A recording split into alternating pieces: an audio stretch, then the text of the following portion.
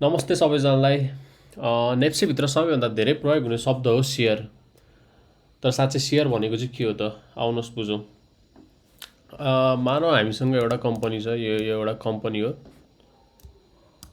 अनि त्यसपछि अब यो कम्पनीलाई अब मैले सानो सानो टुक्रामा बाँडिदिन्छु। जस्तै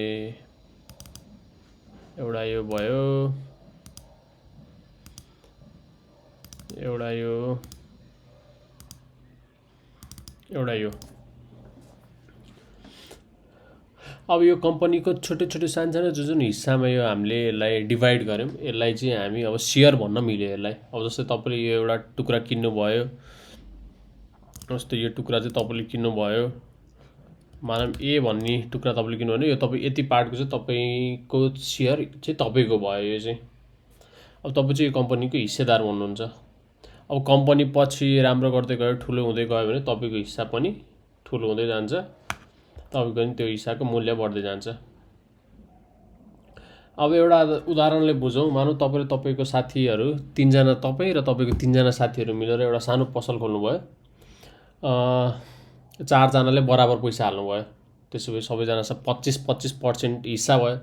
सेयर पनि ठ्याक्कै त्यस्तै हो। फरक यति हो, ठुलो कम्पनीहरूमा हजारौँ लाखौँ मानिसले सानो सानो हिस्सा किन्छन्।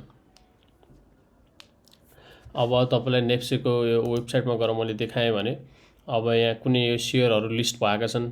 यो सबै सेयरहरूको चाहिँ अहिलेको मूल्य, प्रति किता मूल्य चाहिँ यहाँ देखाउँछ।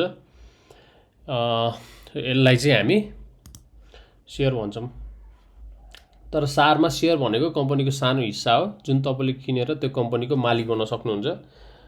सो यति नै हो। अब पछि हामी प्राइमेरी मार्केट, सेकेन्डरी मार्केट बिचको फरक बुझ्दै जान्छौँ, जुन तपाईँले सेयर किन्दा जान्नै पर्ने कुरा हो। त्यसरी अहिले सब्सक्राइब गर्नुहोस् र हाम्रो भिडियोहरू नछुटाउनुहोस्। धन्यवाद।